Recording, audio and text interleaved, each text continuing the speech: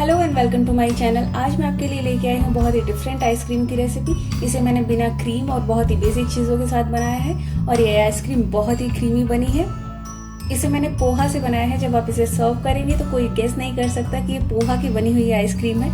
ये बहुत ही टेस्टी है, बहुत ही क्रीमी है और बहुत ही अच्छे से जम के ये तैयार हो गई है। इसका टेक्सचर दिखाती हूँ आपको। ये देखिए, एकदम मार्केट की आइसक्रीम के जैसे ये तैयार हुई है और कोई यकीन नहीं कर सकता कि इसे हमने पोहा से बनाया है।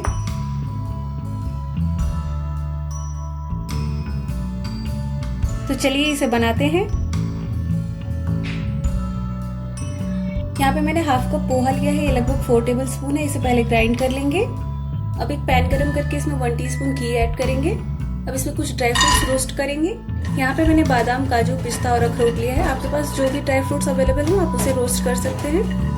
ड्राई फ्रूट्स अच्छे से रोस्ट हो गया है, इसका कलर चेंज हो गया है। अब इसे निकाल लेते हैं। अब सेम पैन में दूध डालेंगे, ये लगभग 1/2 लीटर है। मीडियम फ्लेम पे एक उबाल आने देंगे। एक उबाल आ गया, इसमें ग्राइंड किया हुआ पोहा ऐड कर देते हैं और इसे अच्छे से मिक्स कर देते हैं।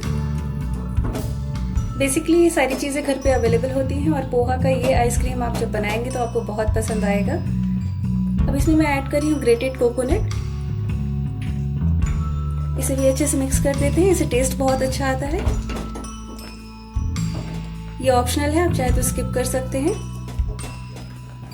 अब इसमें मैं ऐड कर रही हूँ चीनी, 4 टेबल स्पून।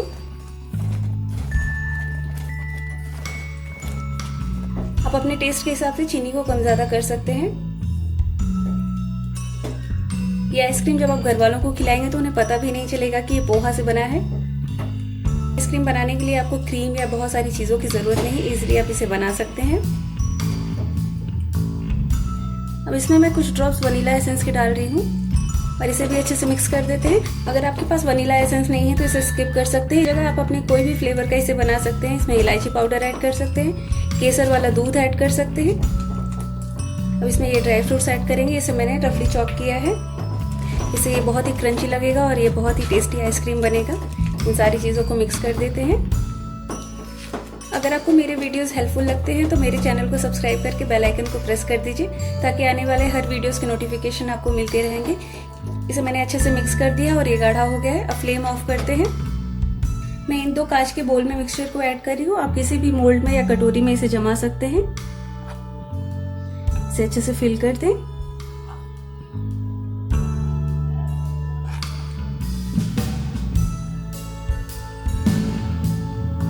इसे हल्का सा टैप कर दें और इसे एल्यूमिनियम फॉइल से कवर कर देंगे। आप इसे आइसक्रीम वाले डब्बे में भी जमा सकते हैं। जब हम बाजार से खरीद के लाते हैं आइसक्रीम, उसके बाद जो डब्बे बच जाते हैं आप उसे भी यूज़ कर सकते हैं आइसक्रीम जमाने में। अब इसे 7 से 8 घंटे के लिए फ्रीज़र में रखेंगे ताकि ये अच्छे से सेट हो जाए। 8 घंटे फ्रीज़र में रखने के बाद इसे हमने निकाल लिया है और ये आइसक्रीम बहुत ही अच्छे से जम गई है। ये देखिए,